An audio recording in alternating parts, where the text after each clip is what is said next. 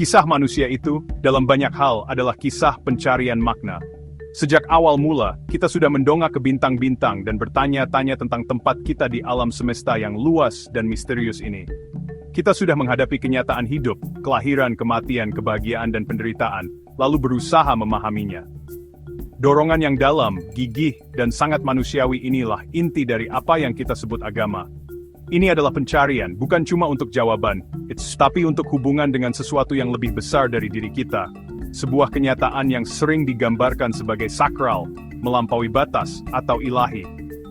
Perjalanan ini sudah mengambil banyak bentuk di berbagai budaya dan ribuan tahun, membentuk peradaban, menginspirasi seni, dan membimbing kompas moral miliaran orang. Mempelajari sejarah agama berarti menjelajahi arus terdalam kesadaran manusia.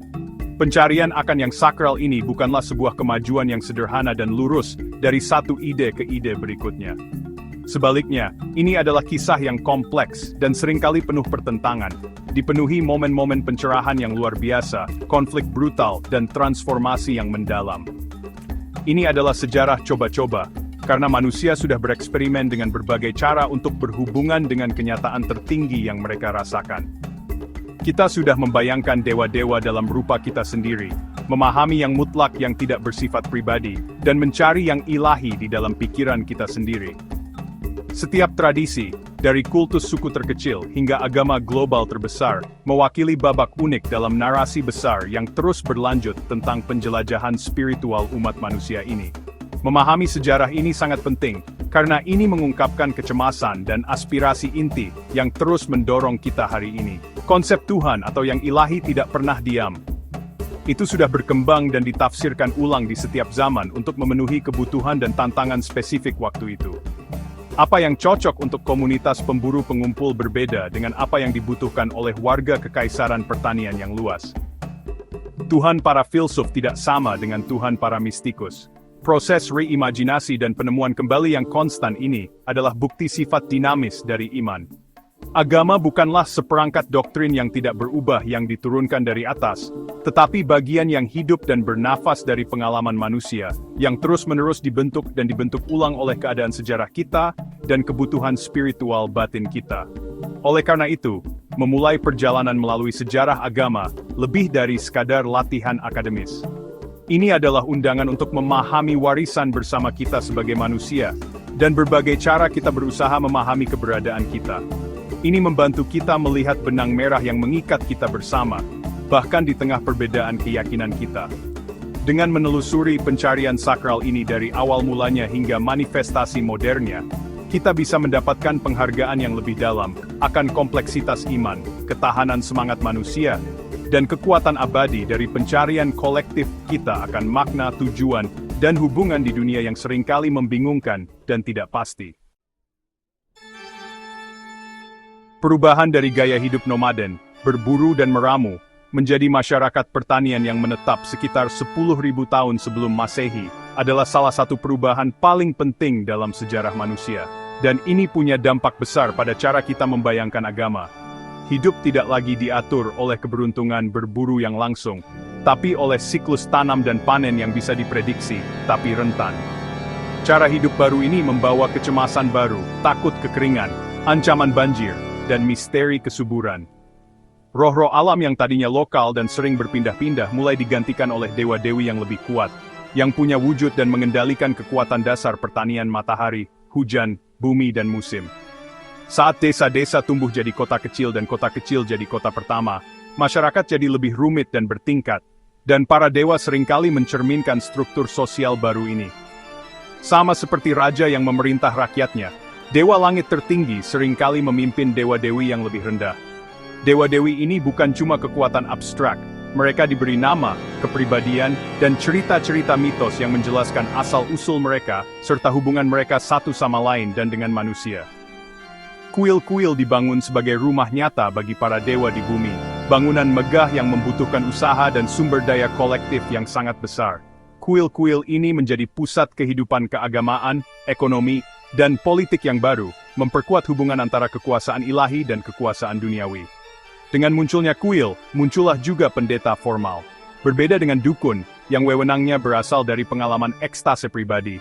peran pendeta bersifat resmi dan turun-temurun. Mereka adalah penjaga terlatih ritual suci, pemegang mitos, dan penafsir kehendak para dewa. Mereka mengembangkan kalender liturgi yang rumit untuk memastikan bahwa pengorbanan dan upacara yang benar dilakukan pada waktu yang tepat untuk menjaga keseimbangan tatanan kosmik dan mendapatkan restu para dewa. Ini mengarah pada perkembangan agama terorganisir pertama, dengan doktrin yang ditetapkan, ritual standar, dan kelas profesional yang didedikasikan untuk mengelola hubungan masyarakat dengan yang ilahi. Agama menjadi institusi yang kuat untuk persatuan dan kontrol sosial. Struktur keagamaan baru ini memberikan rasa stabilitas dan makna bagi peradaban yang berkembang pesat di Mesopotamia, Mesir, dan lembah Indus. Para dewa melegitimasi kekuasaan raja, menyediakan kerangka kerja untuk hukum dan moralitas, dan menawarkan penjelasan untuk pertanyaan-pertanyaan besar tentang keberadaan. Meskipun dimensi pribadi, pengalaman dari masa lalu syamanik tidak sepenuhnya hilang, seringkali itu dimasukkan ke dalam bentuk ibadah yang lebih kolektif dan terlembaga. Fokus bergeser dari negosiasi langsung dengan roh-roh lokal, menjadi menenangkan dewa-dewa nasional yang kuat, seringkali jauh, melalui perantara kelas pendeta. Ini adalah langkah penting dalam evolusi agama, meletakkan dasar bagi sistem teologi yang lebih kompleks yang akan menyusul. Antara sekitar 800 dan 200 SM, sebuah revolusi spiritual yang luar biasa terjadi secara mandiri di berbagai belahan dunia. Sejarawan Karl Jaspers menyebut periode ini sebagai zaman aksial, karena ini adalah momen penting dalam sejarah manusia, titik balik di mana semua pemikiran selanjutnya akan bergantung. Di era gejolak sosial dan politik yang belum pernah terjadi sebelumnya, para pemikir dan nabi di Tiongkok, India, Iran, dan Mediterania Timur mulai menantang kepastian lama dari kultus kuil dan dewa-dewa suku. Mereka mengalihkan fokus mereka ke dalam, menjelajahi sifat jiwa manusia dan mencari dasar yang lebih pribadi, etis, dan transenden untuk agama. Periode ini melahirkan tradisi-tradisi yang akan menjadi agama-agama besar dunia. Di Tiongkok, ini adalah zaman Konfusius dan Laozi. Konfusius tidak peduli dengan dewa-dewa atau kehidupan setelah kematian, tetapi dengan bagaimana menjalani kehidupan yang baik di sini dan sekarang. Dia mengembangkan sistem etika yang canggih berdasarkan kasih sayang, atau Ren, dan kepatutan ritual, atau Li, dengan alasan bahwa harmoni pribadi dan sosial dapat dicapai melalui pengembangan diri dan pelaksanaan peran sosial seseorang yang tepat. Sekitar waktu yang sama, tokoh legendaris Laozi dikatakan telah mengartikulasikan prinsip-prinsip Taoisme yang menganjurkan kehidupan kesederhanaan dan harmoni dengan Tao, jalan alam semesta yang misterius dan tak terlukiskan. Kedua filosofi tersebut menawarkan jalan menuju realitas tertinggi yang didasarkan pada pengalaman manusia dan kehidupan etis daripada wahyu ilahi. Di India, agama pengorbanan Veda lama ditafsirkan ulang oleh para mistikus yang menulis Upanishad. Mereka mengajarkan bahwa ritual eksternal kurang penting daripada pencarian internal untuk menyadari identitas jiwa individu, atau Atman, dengan realitas tertinggi kosmos, atau Brahman. Pencarian pembebasan dari siklus kelahiran kembali, atau samsara, ini melahirkan dua agama besar baru. Siddhartha Gautama, Sang Buddha, mengajarkan jalan tengah menuju pencerahan berdasarkan 4 kebenaran mulia dan jalan berunsur 8, sebuah program praktis perilaku etis, disiplin mental, dan kebijaksanaan. Mahavira mendirikan Jainisme, yang menekankan tanpa kekerasan radikal, atau ahimsa, dan asketisme sebagai jalan untuk memurnikan jiwa. Di Timur Tengah, jenis monoteisme baru muncul. Di Iran, Nabi Zoroaster membayangkan kembali Pantheon Arya Lama sebagai perjuangan kosmik antara satu dewa yang maha baik, Ahura Mazda, dan roh jahat, Angra Mainyu. Ini memperkenalkan dualisme etis yang kuat dan gagasan tentang penghakiman terakhir. Di kerajaan kecil Israel, para nabi seperti Amos, Yesaya, dan Yeremia mengubah dewa suku lama Yahweh menjadi satu-satunya Tuhan dari seluruh alam semesta. Tuhan yang menuntut tidak hanya ritual yang benar, tetapi juga keadilan sosial dan kasih sayang bagi orang miskin dan tertindas. Monoteisme etis ini menegaskan bahwa cara utama untuk menyembah Tuhan adalah melalui tindakan seseorang terhadap sesama manusia, sebuah ide revolusioner yang akan sangat membenturkan Barat. Zaman aksial memberi kita cita-cita spiritual yang baru. Tapi, kekaisaran-kekaisaran besar inilah yang menyediakan jalan supaya cita-cita ini bisa menyebar dan jadi agama yang dianut banyak orang. Waktu kekaisaran seperti Romawi, Persia, Maurya dan Tiongkok meluas, mereka menghubungkan banyak orang dari berbagai latar belakang lewat jalur perdagangan, bahasa yang sama, dan pemerintahan yang stabil. Jaringan-jaringan ini jadi jalur, bukan cuma buat barang dan tentara, ya, tapi juga buat ide-ide. Para penyebar agama dan pedagang bepergian lewat jalur sutra dan jalur laut di Samudra Hindia, sambil membawa keyakinan mereka. Agama yang dulunya cuma buat orang atau tempat tertentu, sekarang bisa ditawarkan ke semua orang, gak peduli suku atau budayanya. Agama Kristen adalah contoh bagus dari proses ini. Awalnya, Kristen cuma sekte Yahudi kecil yang gak dikenal di pelosok Kekaisaran Romawi. Tapi, pesannya tentang keselamatan untuk semua orang, ternyata menarik perhatian di kota-kota kekaisaran yang ramai dan seringkali kacau.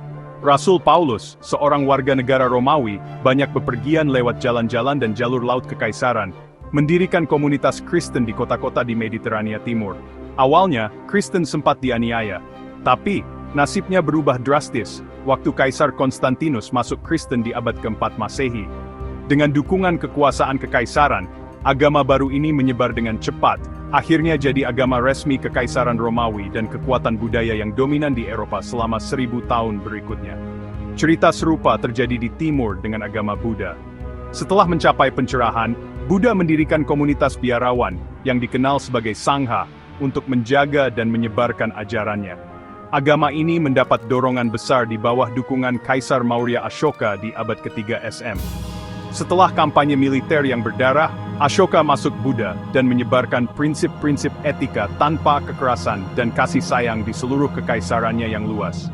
Dia mengirim misionaris ke Sri Lanka, Asia Tenggara, dan kerajaan-kerajaan Helenistik di barat. Selama berabad-abad berikutnya, biksu dan pedagang Buddha membawa agama mereka lewat jalur sutra ke Asia Tengah, Tiongkok, Korea, dan Jepang, menyesuaikan pesannya dengan budaya lokal yang mereka temui. Munculnya Islam di abad ke-7 Masehi menunjukkan penyebaran agama universal yang paling cepat dan dramatis. Dalam 100 tahun setelah wafatnya Nabi Muhammad, pasukan Arab telah menciptakan kekaisaran besar yang membentang dari Spanyol sampai perbatasan India. Meskipun perpindahan agama biasanya tidak dipaksakan, keuntungan politik dan sosial menjadi seorang Muslim di kekhalifahan Islam yang baru menyebabkan Islamisasi bertahap di Timur Tengah, Afrika Utara, dan Persia. Dunia Islam yang bersatu, dengan bahasa Arab yang sama dan keyakinan yang sama, menumbuhkan peradaban yang dinamis yang melestarikan dan mengembangkan pengetahuan dunia kuno. Ekspansi kekaisaran ini mengubah pemahaman zaman aksial, yang tadinya lokal menjadi sistem keagamaan global yang membentuk nasib benua-benua. Awal zaman modern di Eropa, yang ditandai dengan Renaissance, Reformasi dan Revolusi Ilmiah, membawa tantangan besar bagi kekuasaan tradisional agama. Reformasi Protestan di abad ke-16 menghancurkan kesatuan agama Kristen Barat, yang menyebabkan perang agama yang sangat merusak. Konflik-konflik ini membuat banyak pemikir mempertanyakan apakah kepastian agama sepadan dengan pertumpahan darah yang disebabkannya. Gagasan mulai muncul bahwa masyarakat mungkin akan lebih damai jika agama menjadi masalah pribadi daripada masalah publik yang dipaksakan oleh negara. Inilah cikal bakal sekularisme, prinsip memisahkan lembaga pemerintahan dan agama. Revolusi ilmiah abad ke-17 menawarkan cara baru untuk memahami alam semesta. Para pemikir seperti Isaac Newton menggambarkan kosmos yang beroperasi sesuai dengan hukum matematika yang dapat diprediksi, sebuah mesin besar yang digerakkan oleh pembuat jam ilahi, tetapi sekarang berjalan sendiri. Pandangan mekanis alam semesta ini tampaknya menyisakan sedikit ruang bagi Tuhan, yang terus-menerus campur tangan di dunia. Meskipun sebagian besar ilmuwan awal adalah orang yang sangat religius, penemuan mereka membuka jalan bagi pandangan dunia di mana alam dapat dijelaskan tanpa menggunakan hal-hal gaib. Tuhan belum tentu ditolak, tetapi seringkali didorong ke pinggir, menjadi Tuhan yang hanya dipanggil untuk menjelaskan apa yang belum ditemukan oleh sains. Iklim intelektual baru ini memuncak pada pencerahan abad ke-18. Para filsuf seperti Voltaire, Jean-Jacques Rousseau, dan Immanuel Kant menjunjung tinggi akal sebagai sumber utama otoritas dan pengetahuan. Mereka sangat kritis terhadap agama terorganisir, yang sering mereka anggap sebagai sumber takhayul, intoleransi dan penindasan. Mereka menganjurkan toleransi beragama, kebebasan berpikir, dan moralitas berdasarkan akal daripada wahyu ilahi. Beberapa, yang dikenal sebagai deis, percaya pada Tuhan pencipta tetapi menolak doktrin dan mukjizat spesifik kekristenan. Yang lain bergerak menuju ateisme, dengan alasan bahwa gagasan tentang Tuhan itu sendiri adalah ilusi. Ini adalah penyimpangan radikal dari pandangan dunia yang berpusat pada Tuhan yang telah mendominasi selama berabad-abad. Arus intelektual ini memiliki konsekuensi sosial dan politik yang mendalam. Revolusi Amerika dan Prancis, misalnya, terinspirasi oleh cita-cita pencerahan dan berusaha menciptakan masyarakat berdasarkan hak asasi manusia dan akal, bukan hak ilahi.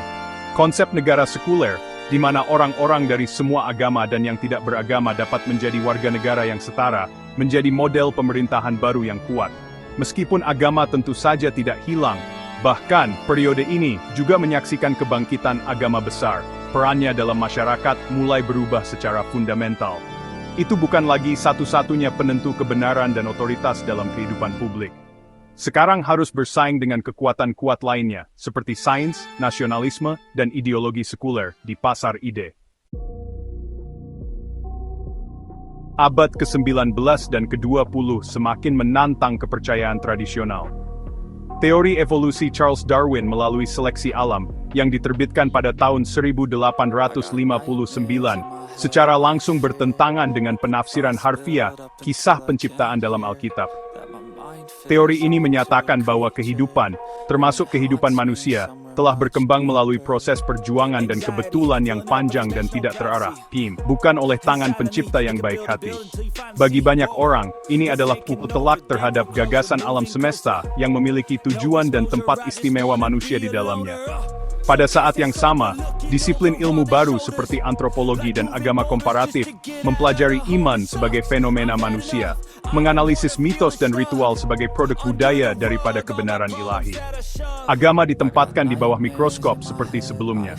Industrialisasi dan urbanisasi juga mengubah lanskap sosial tempat agama pernah berkembang.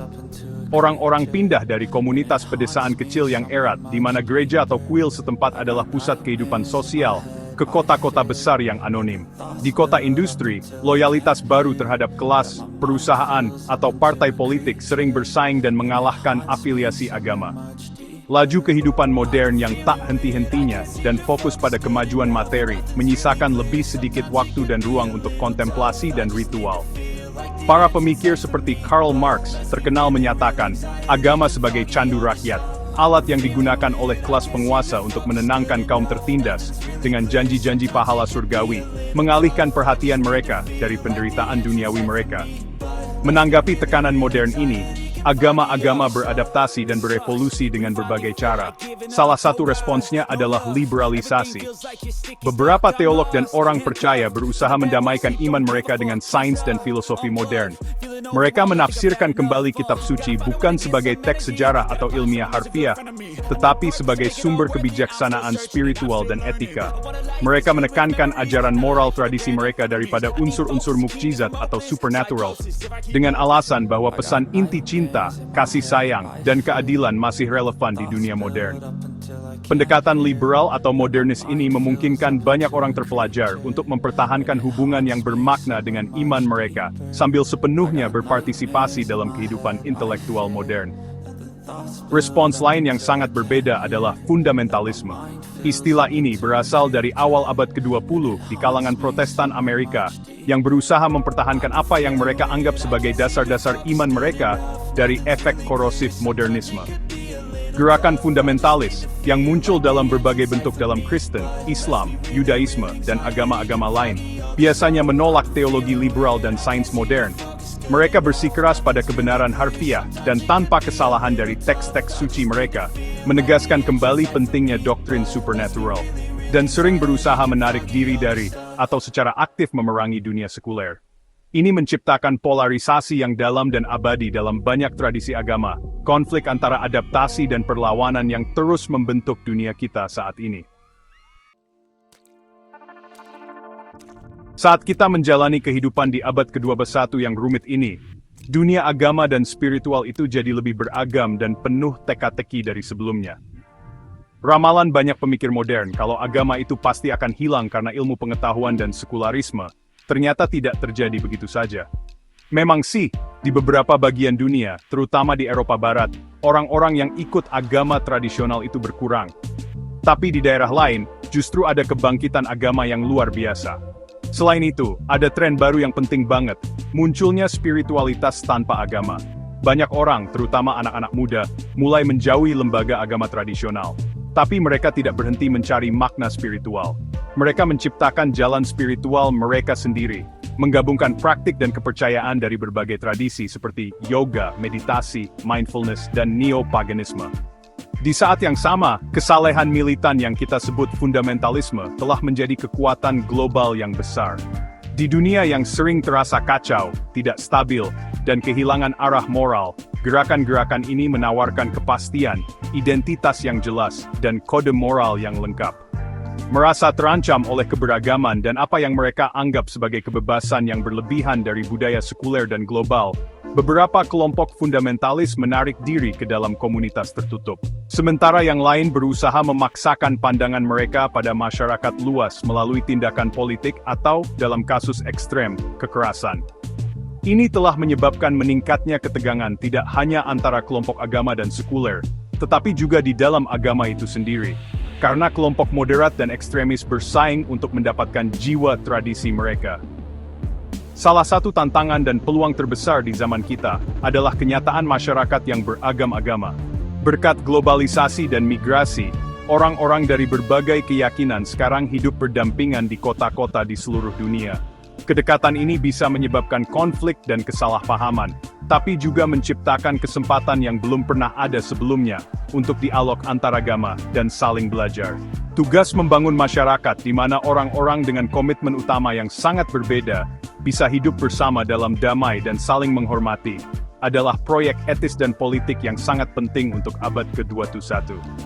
Ini membutuhkan lebih dari sekadar toleransi, tapi juga keterlibatan yang lebih aktif dan pemahaman yang lebih dalam tentang keyakinan dan nilai-nilai satu sama lain. Dalam konteks global ini, agama-agama juga dituntut untuk menanggapi tantangan etika baru dan mendesak yang melampaui batas negara dan budaya. Ancaman perubahan iklim dan kehancuran ekologis memaksa tradisi agama untuk menemukan kembali dan menafsirkan ulang ajaran mereka tentang penciptaan, pengelolaan, dan hubungan manusia dengan alam. Masalah ketidaksetaraan ekonomi global, keadilan sosial, dan hak asasi manusia juga mendorong para pemimpin dan komunitas agama untuk menerapkan kebijaksanaan kuno mereka pada masalah-masalah kontemporer. Kemampuan agama untuk memberikan panduan moral dan menginspirasi tindakan kolektif dalam isu-isu global ini akan menjadi ukuran utama relevansi mereka di tahun-tahun mendatang. Melihat kembali sejarah agama yang panjang, berliku, dan seringkali penuh gejolak, berarti menyaksikan upaya umat manusia yang paling gigih dan ambisius. Ini adalah kisah pencarian kita yang tak berkesudahan untuk menemukan makna di dunia yang tidak mudah memberikannya, untuk terhubung dengan realitas di luar indera kita, dan untuk menghadapi kondisi dasar keberadaan kita, kematian kita, kesadaran kita, dan kapasitas kita untuk kebaikan besar dan kejahatan yang mengerikan. Bentuk-bentuk pencarian ini sangat bervariasi, mulai dari kesurupan dukun hingga argumen filsuf, dari keheningan mistik hingga seruan nabi untuk keadilan. Tetapi dorongan dasarnya tetap menjadi ciri konstan dan penentu spesies kita. Mempelajari sejarah ini sangat penting untuk memahami dunia yang kita tinggali saat ini. Konflik politik, nilai-nilai budaya, dan struktur sosial masyarakat kita telah sangat dibentuk oleh gagasan-gagasan agama di masa lalu. Tanpa memahami sejarah Kristen, Islam, atau Buddha, tidak mungkin memahami peristiwa-peristiwa terkini di Eropa, Timur Tengah, atau Asia. Sejarah ini mengajarkan kita empati, memungkinkan kita memahami mengapa orang lain memegang keyakinan yang mereka yakini, bahkan jika kita tidak membaginya. Ini mengungkapkan akar yang dalam dari perpecahan kontemporer kita, tetapi juga menerangi pertanyaan dan aspirasi bersama yang berpotensi menyatukan kita di tengah perbedaan kita. Sejarah Tuhan juga berfungsi sebagai pengingat penting akan bahaya kepastian agama. Kisah ini penuh dengan momen-momen ketika iman, yang dimaksudkan sebagai sumber kasih sayang dan transendensi, telah dipelintir menjadi pembenaran untuk penindasan, kekerasan, dan intoleransi.